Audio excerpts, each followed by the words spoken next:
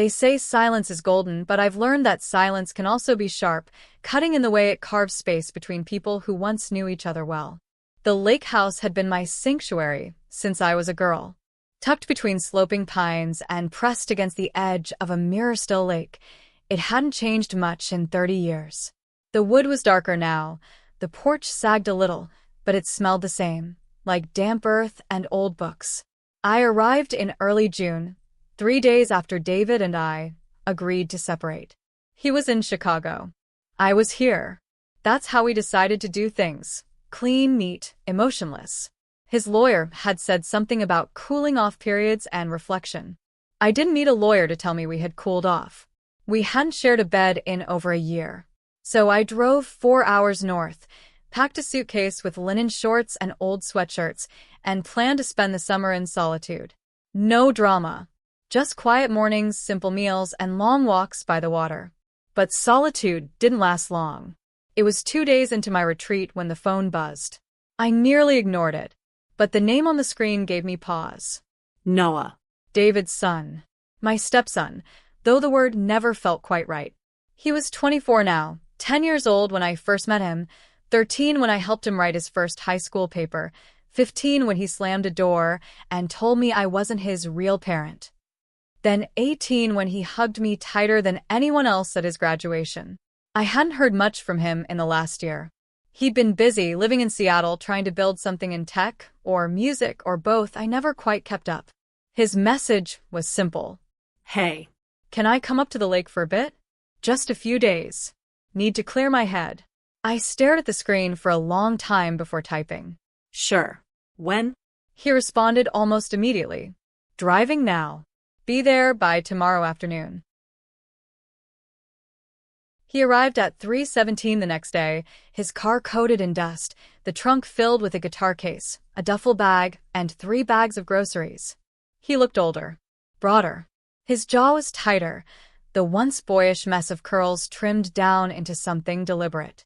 But the way he glanced at me when I stepped onto the porch, uncertain, cautious, that was still the same. Hey, he said, not smiling but not frowning either. Hey, I returned, and we stood there for a moment in that strange, quiet space between memory and now. He didn't hug me. I didn't step closer. It wasn't cold, it was just unfamiliar. Like we were both waiting to see which version of ourselves would show up first. I brought food, he said, lifting the bags. Didn't know what the fridge situation would be. I've been living off toast and tea. You'll save me from starvation.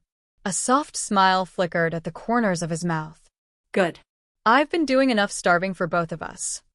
He didn't explain what he meant by that. Not then. We fell into a rhythm quicker than I expected. I made coffee in the mornings. He chopped wood. We sat on the porch in silence, watching the lake shift and ripple under the weight of sunlight. Occasionally, we talked about books, the weather, a storm that might roll in, but never about David, or the divorce, or why he was here. One night, after a dinner of pasta and too much red wine, we sat on the dock with our feet dangling above the cool water. No one knows I'm here, he said suddenly, breaking a long silence. I turned to look at him, but he kept his eyes on the water. I didn't tell Dad. Didn't tell Mom either. I nodded slowly. Okay. I needed space. Real space. He paused, then laughed just once, dry and small. Thought I was coming up here to forget things. But everything's louder now. Louder how? I asked. He shrugged, but there was tension in the motion, like something was coiled too tight beneath his skin. Failure, mostly. I tanked a project I spent 8 months on. Investors pulled out. My partner moved out. Then I realized I didn't know if I was more upset about the business or her. I didn't speak. Not because I didn't know what to say, but because I remembered that version of pain, when loss becomes a fog, and you're not sure what you're even grieving. I'm sorry, I said quietly. He finally looked at me. You always were good at not filling silence. I tilted my head. Is that a compliment? He smiled for real then. Yeah, actually it is. Later that night, I stood at the window and watched him on the dock, sitting cross-legged under a blanket, headphones in. He didn't know I was watching, but I felt something tighten in my chest, something I hadn't let myself feel in years. He looked lost, but not in the way I used to fear for him as a boy. This was different. This was a man, unraveling slowly, beautifully, in the safety of quiet and water and absence. And suddenly, I wondered, was I the only one who saw him this clearly anymore? It happened on a Wednesday, one of those days when the rain moves sideways, tapping the glass like it wants to come in. The lake was restless, churning against the shore. I had lit a fire earlier, more for comfort than heat. The power flickered just after sunset, and we both instinctively reached for candles, moving around each other in practiced silence. That's when I caught him looking at me. Not accidentally. Not absent-mindedly. Deliberately. He stood in the kitchen doorway, holding 2 mugs of tea, his eyes lingering. Not on my face. Not exactly. I wore a thin cotton robe over my tank top and sleep shorts. Nothing unusual. But in that moment, with the firelight flickering behind me and the house dimmed by the storm, I suddenly felt seen. Not just noticed. Seen. His gaze didn't drop away. It held. I could have turned. Could have said something sarcastic, deflecting. But I didn't. I stood still and let the silence stretch until he blinked and stepped forward, offering the tea like nothing had happened. "Thanks," I said softly, our fingers brushing as I took the mug. His hand was warm. Steady. Mine wasn't. That night I woke suddenly. A noise. Something light, like movement, a soft creak of a floorboard. I sat up, blinking into the darkness. The door to my room was slightly ajar. I always closed it before bed. Always. I swung my legs over the side of the bed, the wooden floor cool beneath my feet. I didn't bother with a robe this time, just padded quietly into the hallway, drawn more by instinct than curiosity. That's when I saw it. The bathroom door at the end of the hall was open just a crack. The light inside was dim, a single lamp above the mirror casting soft shadows. I would have passed it if not for the sound. Not voices. Not the shower. Breathing. Quick. Shallow. Tense. And then I saw him. Noah. His back was to the mirror, head tilted slightly, jaw clenched. One hand braced against the counter, the other hidden, but I didn't need to see it. His eyes were half closed, lips parted. He was lost in something. And it wasn't shame. Not really. It was need. Raw. Unfiltered. My breath caught in my throat. I should have turned away. Slipped back into my room like I'd seen nothing. But I didn't move. I watched. Maybe for too long. Because in the next second he looked up and saw me. Neither of us moved. The moment didn't break. It stretched. Hung there like a tightrope between us. His eyes met mine, not with panic or embarrassment, but with something darker. Something questioning. And I didn't run. I simply blinked once, and backed away, the hallway light brushing across my cheek as I turned into my room and closed the door softly behind me. My hands were shaking. My breath? Unsteady. What had I just done? And why did part of me wish I hadn't looked away? The next morning was quiet. Too quiet. I found him already outside, chopping wood by the shed. Shirtless. In jeans, damp from the morning mist. The same shirt he wore yesterday hung from a nail nearby. I watched from the kitchen window for a while, unsure what I was searching for. Shame? Avoidance? But there was none. When he finally came in, his eyes caught mine. There was no awkward greeting. No pretending last night hadn't happened. Just a pause. A silence. And then he said, "Did you sleep okay?" I swallowed. Yeah. You?" He nodded, reaching for a glass of water. Eventually. And that was it. That was all we said. But everything had changed. Later that evening, the rain returned. Soft this time. Gentle enough that I left the windows cracked to let in the scent of pine and wet earth. I was curled up on the couch with a book I wasn't really reading when I heard the soft creak of the floorboard again. He stood in the doorway to the den, his eyes unreadable. "Do you ever feel like you've outgrown your life?" he asked. I set the book down slowly. "Every day." He stepped inside, sat on the edge of the opposite couch cushion. Close.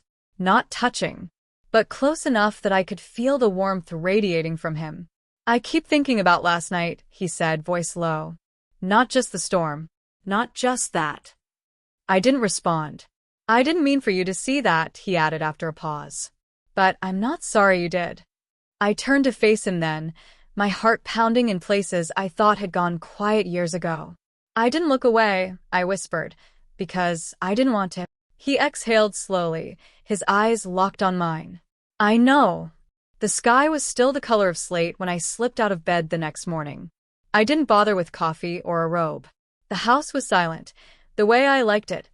Noah still asleep, his door closed, the soft rhythm of his breath muffled by pine boards and secrets. I needed the lake. There was something ancient in me that stirred when the world was still asleep, something that craved solitude in its rawest form. No fabric, no mirrors, no obligations. Just me. The water. The weightless hush of morning. I stepped quietly through the sliding door, my bare feet brushing the cool planks of the porch. The air was crisp, but not cold, kissed by the fading mist that clung to the trees like a sigh. The lake stretched before me, unbroken, silver, serene. A glass world waiting for one ripple. I walked down the dock without hesitation, shedding my last piece of fabric at the edge, letting it fall like yesterday's weight. And then I dove. The water welcomed me like an old lover, cool, soft, enveloping. I surfaced with a quiet gasp, hair slicked back, the lake closing around my shoulders. My limbs moved instinctively, slow strokes slicing the surface, each breath drawing in the scent of pine, distant smoke, and the metallic tang of silence. It felt like confession. The cold carved me clean. I floated on my back, staring at the sky. Pale pink streaks had begun to break through the clouds, painting the horizon with promise. I closed my eyes for a moment, arms spread wide, letting the water hold me. And then I heard it. A creak. Not the dock. The porch. I turned my head just slightly, the water rippling beside my cheek. And there he was. Noah. Standing at the edge of the porch in gray sweatpants, bare feet, arms crossed loosely over his chest. His hair was still sleep mussed, his jaw shadowed. He wasn't moving, just watching. Our eyes met across the water. He didn't turn away, didn't retreat into the house, just held my gaze. And something in that stillness made my breath catch. I wasn't embarrassed. Oddly, I felt powerful. Not because I wanted to be seen, but because I let myself be. There was no fear in me. Only awareness. I turned back toward the lake and began swimming again, slow, steady strokes back toward the dock. The world narrowed to the hush of water and the feel of air sliding across wet skin. By the time I reached the dock and hoisted myself up, the sun had broken fully over the trees. Warmth touched my shoulders. I didn't hurry. I stood for a moment at the end of the dock, water running in rivulets down my body, feeling the cool breeze kiss the back of my neck. I reached for the towel I'd left draped over the railing and slowly wrapped it around myself. When I turned, Noah was gone. But the door to the house was open. And the silence he left behind wasn't heavy, it was charged. I found him in the kitchen 20 minutes later. He'd made coffee, set out 2 mugs, and was standing at the window, staring out at the lake. He didn't look at me when I stepped inside. Just spoke softly. You looked free. I paused, hands brushing the edge of the counter. I was. He turned then. His eyes were darker this morning, still soft, but searching. I didn't mean to intrude. You didn't. He stepped closer, coffee mug still in hand. I think I've never seen anyone look like that before. Like what? He held my gaze. Like they weren't apologizing for anything. My breath caught. He looked down, then up again, and his voice was quieter this time. I didn't want to stop watching. I swallowed, the air between us now pulsing with something neither of us had dared name until now. You didn't have to, I said almost in a whisper. He exhaled. I know. That afternoon, we didn't talk much. We didn't need to. There was a new kind of silence between us, less like distance, more like anticipation. He worked on his laptop by the fireplace. I read on the porch swing with one leg tucked beneath me, still in the towel-wrapped sarong I hadn't changed out of since the swim. Every time I glanced up, I felt him glance away. Every time I looked away, I felt his eyes return. By evening, something had shifted completely. Not broken. Not forced. Just shifted. And we were no longer mother and son in the way the world had once named us. We were two people who had quietly stepped to the edge of something vast. And we were waiting, both of us, to see who would take the first step across. It was close to midnight. The lake outside had turned to ink, reflecting nothing but the faint shimmer of stars. Inside the cabin, the fire had died down to glowing embers, casting soft orange shadows across the floor. I was curled beneath a blanket on the couch, legs folded, my book long forgotten on the armrest. My thoughts were no longer on the pages or the words, or even the story. They were on him. Noah had been quiet all evening, but not in the way that made me worry. He moved slowly, thoughtfully. His eyes had lingered longer. His voice had softened. Every time he passed me, to get tea, to stoke the fire, to reach for something on the shelf, it felt like a question was hanging in the air between us. Finally, as the clock on the wall ticked past 12, he said it. "Let's go swim in the lake." I looked up, blinking slowly. "Right now?" His eyes held mine. "Yeah, like you did this morning." The air left my lungs in a slow exhale. I searched his face for the joke, the teasing edge he sometimes used to soften the tension. But there was none. Just quiet, steady certainty. I sat up straighter. "It's pitch black." "I know," he said. "That's the best part." I hesitated. "What about clothes?" He took a step closer, tilting his head slightly. "What about them?" My pulse fluttered, but I didn't look away. "I'll go first," he added, voice barely above a whisper. And before I could answer, he turned and walked out, barefoot, shirtless, quiet as breath, into the night. The water was cold. Not freezing, but sharp enough to remind you that you were alive. I watched from the edge of the dock as he slipped beneath the surface, arms cutting cleanly through the dark. The moonlight caught the top of his back, his shoulders, the curve of his spine. He was beautiful. Not in a polished magazine cover kind of way, but in the way nature makes things beautiful.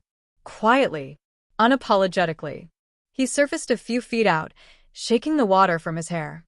"Come on," he called, voice low but warm. "It's perfect." I stood there in the dark for a long breath, the breeze teasing the hem of my nightshirt. Then, without another word, I let the fabric fall, and I stepped into the lake. The cold wrapped around me like a secret, pulling me in, taking my breath and my fear with it. When I surfaced, he was floating nearby, arms out, his gaze on the stars. He turned when he heard me. "You came," he said. "You asked." The silence that followed wasn't awkward. It was electric. I drifted closer, letting the lake carry me, until we were only an arm's length apart. "I couldn't stop thinking about you," he whispered. My throat tightened. "Since when?" He turned to face me fully. "Since before I came here. But something changed that morning. When I saw you in the water, you looked like someone who'd finally let herself breathe." I didn't respond, not with words. I let the water do the talking as I moved 1 inch closer. Then another. Our fingers met first, under the surface, brushing lightly. Then his hand found mine, held it. And I let it. We said nothing else. We didn't need to. The lake held our weight. The stars bore witness. And in the quiet of that summer night, every line blurred, not out of recklessness, but out of something much rarer. Recognition.